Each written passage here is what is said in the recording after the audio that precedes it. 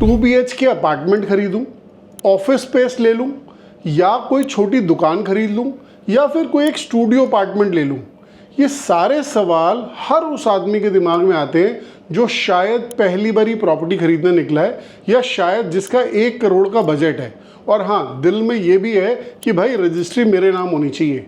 ये सारे क्राइटेरियाज अगर आपके भी हैं तो दोस्त, मेरा ये मानना है कि आज ऐसी 5 प्रॉपर्टीज़, स्टूडियो अपार्टमेंट्स, जो कि बेस्ट ऑप्शन है इन्वेस्टर के लिए जो शायद पहली बारी प्रॉपर्टी में इन्वेस्ट कर रहा है, आज हम 5 ऐसे स्टूडियोज़ के बारे में बात करेंगे जो बहुत डिमांड में है मार्केट में। पिछले 3-4 महीने से हर आदमी चाह रहा है कि भाई मेरे को एक स्टूडियो अपार्टमेंट मिल जाए, अच्छा रेंटल जनरेट हो। तो चलिए आज कंपेयर, मैं नहीं बोलूँगा कि कंपेयर करते हैं, बट हाँ, आज हम उन 5 टॉप स्टूडियोज़ की बात करेंगे जो नोएडा एक्सप्रेसवे पे या यमुना एक्सप्रेसवे पे बहुत पॉपुलर है और हर आदमी का मन है स्टूडियो खरीदने का। तो चलिए वीडियो में आगे देखते हैं, और हाँ, वीडियो को लाइक ज़रूर करिएगा और लास्ट तक मेरे साथ बने रहिएगा। पिछली बार की तरह ये बोलने की ज़रूरत तो नहीं है कि सब्सक्राइब करो चैनल, भाई हर बारी मस्त वीडियोज़ आपके लिए बढ़िया बढ़िया कंपैरिजन्स के साथ अलग अलग सिटीज़ की, अलग अलग लोकेशंस की मैं लाता रहूँगा। इस वीडियो में हम मेजरली 5 टॉपिक्स कवर करेंगे कि एक तो मैंने अभी आपसे बात की कि 5 ऐसे कौन से स्टूडियोज़ हैं जो बहुत पॉपुलर हैं आज की डेट में। दूसरा, एक डिफरेंस कि रेजिडेंशियल स्टूडियो या कमर्शियल स्टूडियो, दोनों में डिफरेंस क्या होता है, मुझे कौन सा लेना चाहिए। तो दोनों के अलग अलग यूएसपीज़ हैं, दोनों के अलग अलग डेफिनेशंस हैं। तीसरा, इन 5 स्टूडियोज़ की क्या लोकेशंस हैं। भाई हो सकता है किसी आदमी को एक पर्टिकुलर लोकेशन समझ में आए, आपको हो सकता है किसी को दूसरी लोकेशन समझ में आए। तो 5 की क्या लोकेशंस हैं उस पर बात करेंगे। उसके बाद चौथा, इन सबके प्राइस कंपैरिजंस कि कौन सा क्या रेट चल रहा है, क्या साइज़ है, मेरे बजट में आएगा नहीं आएगा। और 5वीं चीज़, कंक्लूजन कि इन 5 में से सबसे बढ़िया कौन सा ऑप्शन है। तो चलिए वीडियो में आगे बढ़ते हैं। दोस्तों, वीडियो में आगे बढ़ने से पहले हमें देखिए, हम स्टूडियो अपार्टमेंट्स की बात कर रहे हैं तो हमें ये जान लेना बहुत ज़रूरी है कि एक रेजिडेंशियल स्टूडियो अपार्टमेंट में और एक कमर्शियल स्टूडियो अपार्टमेंट में फ़र्क क्या होता है। रेजिडेंशियल स्टूडियो अपार्टमेंट वो होता है जैसे कि आपने सेक्टर 137 में देखा होगा, सुपरटेक का एक इको सूट्स है, अजनारा ने एलिमेंट्स बनाया, उसके बाद पारस ने स्टूडियो अपार्टमेंट्स बनाए। ये वो स्टूडियो अपार्टमेंट्स हैं जो रेजिडेंशियल लैंड के ऊपर बने हुए हैं। इसमें आम तौर पे वही 11 महीने वाली लीज वाला कंसेप्ट होता है, और इसके अलावा वहाँ पे जैसे RWS भी एक्टिव होती हैं, तो डेली बेसिस वाला कंसेप्ट अलाउड नहीं है। इसके अंदर कभी कोई होटल इंटरवीन नहीं करेगा, कभी कोई हॉस्पिटैलिटी इसको रन नहीं करेगी।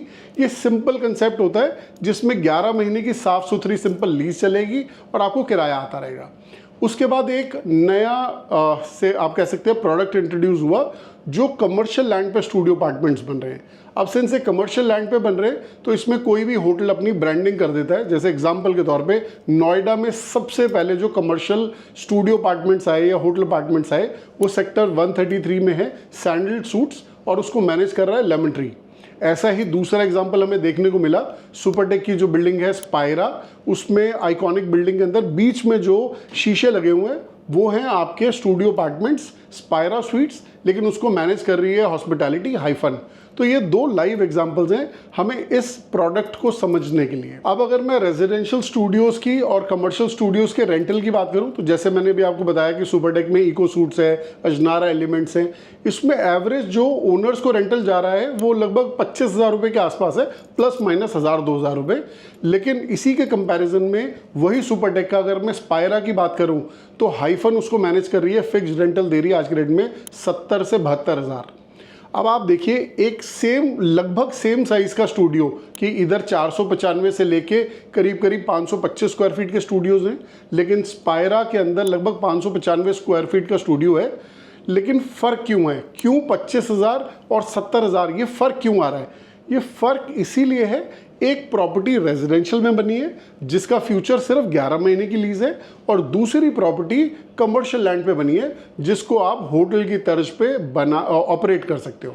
मतलब कोई भी हॉस्पिटैलिटी, आज हाइफन है, कल हो सकता है जब सुपरनोवा कंप्लीट हो जाए तो और भी बेटर हॉस्पिटैलिटी कंपनीज के आपको नाम पढ़ने को मिल जाए, सुनने को मिल जाए। तो ये एक बेसिक डिफरेंस है रेजिडेंशियल में और कमर्शियल स्टूडियो अपार्टमेंट में। उसके अलावा जैसे रेजिडेंशियल स्टूडियो, एक टेक्निकलिटी और भी होती है कि उसमें कई बार हो सकता है कि RWS ऑब्जेक्ट करें कि भाई रेगुलर बेसिस पे टेनेंट चेंज हो रहे हैं, we will not allow bachelors. बहुत सारे ऐसे कंसर्न्स हैं, सेफ्टी रीजंस भी हैं, जिस वजह से RWS बड़े पर्टिकुलर हैं कि इनको कमर्शियली रन करने नहीं देते। इसी के एवज में अगर मैं कमर्शियल की बात करूं तो वहाँ कोई ऐसी ऑब्लिगेशन नहीं है, कोई RW का कंसेप्ट नहीं है कि वहाँ पे आप रन नहीं कर सकते, वो एक्चुअली में बनाए इसीलिए गए हैं।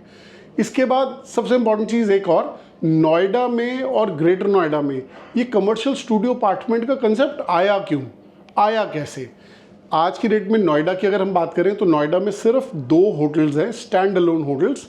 एक सेक्टर 18 में रेडिसन है और एक सेक्टर 55 में होटल है। उसके अलावा नोएडा में कोई 5 स्टार होटल नहीं है, कोई मतलब आप ऐसे मान लीजिए बहुत ज़्यादा अकोमोडेशंस नहीं है, हमारे पास होटल रूम्स नहीं है। अब आते हैं ग्रेटर नोएडा में। ग्रेटर नोएडा में भी मेजरली 2 ही होटल हैं, एक क्राउन प्लाजा और एक रेडिसन ब्लू। आज की डेट में इतना बड़ा शहर, मैं पर्टिकुलरली ग्रेटर नोएडा की बात करता हूँ, इतना बड़ा शहर इवॉल्व हो रहा है आने वाले टाइम में। DNGIR, जिसको न्यू नोएडा भी आप बोलोगे, बहुत कुछ आगे डेवलपमेंट आ रही है, बुड़ाकी रेलवे स्टेशन आ रहा है, या अभी पूरा शहर इवॉल्व हो रहा है और बहुत बड़ा इम्पैक्ट आएगा जब नोएडा इंटरनेशनल एयरपोर्ट ऑपरेशनल हो जाएगा। फिल्म सिटी, डेटा सेंटर्स, ये सारी चीज़ें जब आएंगी तो बहुत ज़्यादा डेवलपमेंट आने वाली है। इसके बावजूद होटल क्यों नहीं आ रहे? एक्चुअली होटल के लिए प्लॉट से नहीं है, गवर्नमेंट ने जो मास्टर प्लान में इनकॉर्पोरेट किया है, स्टैंड अलोन होटल्स के लिए अब हमारे पास जगह नहीं है। अब जो भी होटल्स आएंगे वो आएंगे एयरपोर्ट के पास, सेक्टर 30 में, वहीं पे ही होटल्स आएंगे। एरोटोपोलिस वहीं पे ही आएगी। इसके बाद चलते हैं नेक्स्ट टॉपिक के पे कि इन 5 स्टूडियो अपार्टमेंट्स के लोकेशंस क्या हैं, क्योंकि हो सकता है आपको एक लोकेशन पसंद आए, मुझे दूसरी पसंद आए। इन 5 स्टूडियो अपार्टमेंट्स की अब ज़रा लोकेशन पे एक बारी नज़र डाल लेते हैं। ये सपोजिंगली महामाया फ्लाईओवर है और ये नोएडा एक्सप्रेसवे आ गया हमारा, ये आ गया परी चौक, ये आ गया आपका यमुना एक्सप्रेसवे और ये आ गई हमारी रिंग रोड। ये सारा JP का स्पोर्ट सिटी बना हुआ है। अब अगर महामाया फ्लाईओवर से हम टूवर्ड्स परी चौक चलते हैं तो स्टार्टिंग में यहाँ पे सेक्टर 124 के अंदर है डैशनेक युवा। दिल्ली वालों के लिए 0 किलोमीटर हो गया, नोएडा की बिल्कुल स्टार्टिंग में हो गया। उसी के बाद जब आगे जाएंगे हम तो परी चौक से अगर हम अल्फ़ा की तरफ जाते हैं, ये अल्फ़ा कमर्शियल बेल्ट आ गई, ये अल्फ़ा 2 आ गया, यहाँ पे अल्फ़ा सेंट्रल स्टूडियो अपार्टमेंट्स है जिसके बारे में मैंने अभी आपसे बात करी। ये दोनों ही कमर्शियल स्टूडियो अपार्टमेंट्स हैं। फिर इसके ठीक सामने यहाँ पे ये पूरा आपका JP ग्रीन्स आ जाता है, ये गोदरेज आ जाता है। मतलब कहने का मतलब है कि ग्रेटर नोएडा का सबसे एक्सपेंसिव एरिया वो यही है, JP ग्रीन्स और Godrej golf links. Greater Noida का सबसे पॉपुलर कमर्शियल अल्फ़ा, तो वहीं पे ये स्टूडियो अपार्टमेंट्स आ रहे हैं, अल्फ़ा सेंट्रल। और बिल्कुल मेट्रो स्टेशन ये रहा, एक मेट्रो स्टेशन ये रहा, एक ये रहा। और इसकी एक USP और बताता हूँ लगते हाथ, ये है दोस्त आपका एक्सपो मार्ट। आए दिन मतलब 365 दिन में से लगभग 200 सवा 200 दिन तो यहाँ पे एग्जीबिशन लगी रहती है। जब जब एग्जीबिशन यहाँ लगती है तो सैंडल स्वीट्स के रेंटल बढ़ जाते हैं, जो कि 14 किलोमीटर दूर है यहाँ से। ये दोनों ही कमर्शियल स्टूडियो अपार्टमेंट्स हैं जिसको कोई ना कोई एक अच्छा होटल रन करेगा या कोई भी एक अच्छी हॉस्पिटैलिटी रन करेगी। अब बात करते हैं रेजिडेंशियल स्टूडियोज़ की। ये हमारा 0 किलोमीटर आ गया जब हम परी चौक से ये यमुना एक्सप्रेसवे पे जाते हैं, और 42 KM31 पे 31 किलोमीटर पे हमारा एयरपोर्ट आ रहा है। ये वो रिंग रोड है जो आगे जाके एयरपोर्ट पे कनेक्ट करेगी। यहाँ पे आपका एस का स्टूडियो अपार्टमेंट है, एस नेस्ट। ये आ गए आपके निम्बस, जो अभी हमने बात करी थी निम्बस पाम विलेज की स्टूडियो अपार्टमेंट्स। और यहाँ पे जाके आता है आपका पूर्वांचल का सनब्लिस स्टूडियो अपार्टमेंट्स। ये तीनों ही स्टूडियो अपार्टमेंट्स रेजिडेंशियल लैंड पे बन रहे हैं। तो आप अगर एक बायर हैं जो रेजिडेंशियल लैंड पे खरीदना चाह रहे हैं अपार्टमेंट, तो आपके लिए 3 ऑप्शंस हैं ये। अगर आप एक स्मार्ट इन्वेस्टर हैं और कमर्शियल खरीदना चाहते हैं स्टूडियो, तो आपके लिए ये 2 ऑप्शंस हैं। अब आ जाते हैं इनकी प्राइसिंग की बात करते हैं। प्राइसिंग की मैं बात करूं तो एस नेस्ट में आपको साइज क्या मिलता है, 495 स्क्वायर फीट और 555 स्क्वायर फीट। फिर एक आध साइज है 1150। ये तो 3 साइजेस हैं एस के। उसके बाद इसका जो आज का प्राइस है वो है लगभग 12,995 रुपये प्लस ओसी, 12,995 रुपये प्लस ओसी। उसके बाद दूसरा निम्बस, इसमें एक ही साइज़ है 525 स्क्वायर फीट और प्राइस आपको अप्रॉक्सीमेटली बैठता है 12,500 रुपये, लगभग 82 लाख रुपए के आसपास का यूनिट है जो आपको इसकी कॉस्ट मिलती है। उसके बाद तीसरा ऑप्शन है सनब्लिस पूर्वांचल का। इसमें एक ही साइज़ है 725 स्क्वायर फीट और प्राइस है 12,000 रुपये पर स्क्वायर फीट।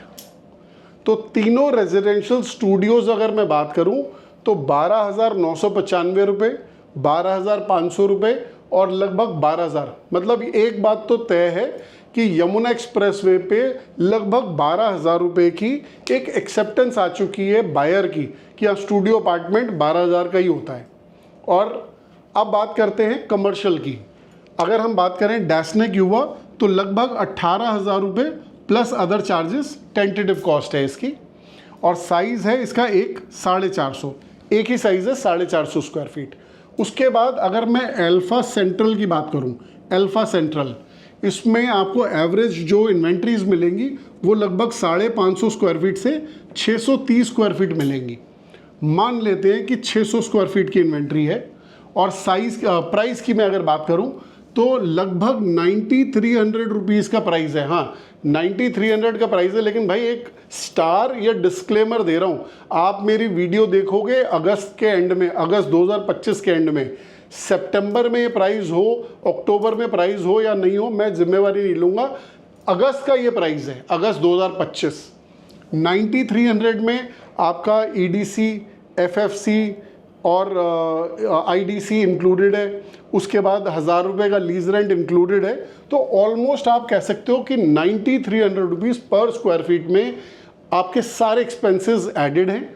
सिर्फ आपको एक्स्ट्रा क्या पे करना है, PLC मतलब जो शायद हो सकता है व्यू की PLC हो या हो सकता है फ्लोर की PLC हो, और उसके बाद GST एंड रजिस्ट्री। ये तीनों चीज़ें तो सब में कॉमन है, सब में लगेंगी। लेकिन अगर हम कंक्लूजन की बात करें, जो मैं आपसे कंक्लूजन की बात कर रहा था, एक तरफ 12,000 रुपये का प्राइस, 12,500 का प्राइस, 18,000 का प्राइस, उसी के सामने मेरे को 9,300 का प्राइस मिलता है। और सबसे मज़ेदार बात कि पेमेंट प्लान मिलता है 40-30-30। 40-30-30 का मतलब क्या हुआ कि एज्यूम कर लें कि 600 स्क्वायर फीट का स्टूडियो है, 10,000 रुपये का रेट है, तो अप्रॉक्सीमेटली 60 लाख रुपए का मेरे को स्टूडियो अपार्टमेंट पड़ रहा है और 40% मेरे को देना है विदिन 30 डेज। मतलब मुझे 60 लाख की इन्वेस्टमेंट के अगेंस्ट सिर्फ 24 लाख रुपए देने हैं, दैट इज इट। अगला मेरा पेमेंट जाएगा कमेंसमेंट ऑफ सुपर स्ट्रक्चर, मतलब जब ऊपर टॉप फ्लोर, लगभग 2.5 साल लग जाएंगे बनाने में, जब टॉप फ्लोर बनेगा तब मेरे को लगभग 18 लाख रुपए पे करने हैं।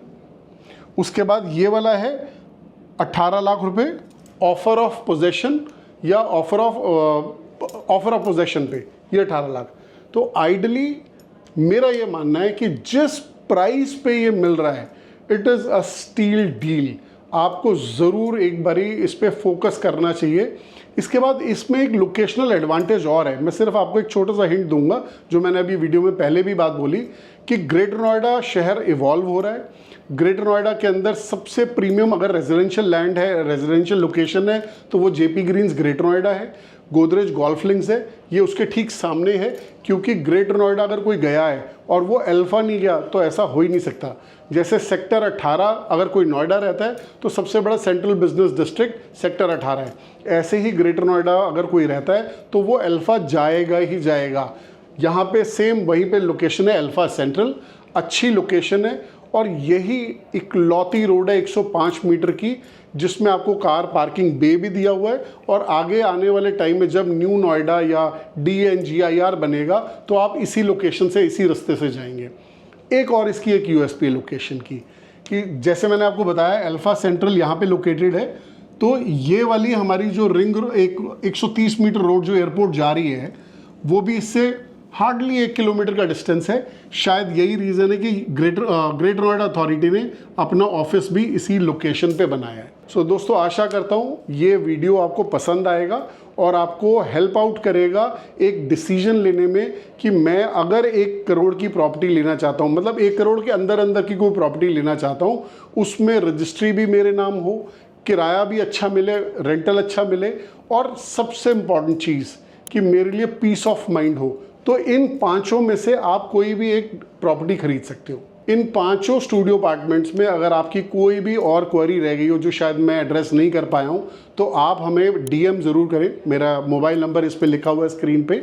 मेरी टीम आपसे कोऑर्डिनेट करेगी और आपकी क्वेरीज रिजॉल्व करेगी और आपको असिस्ट करेगी कि आप एक अच्छा डिसीजन ले पाएँ। Thank you so much.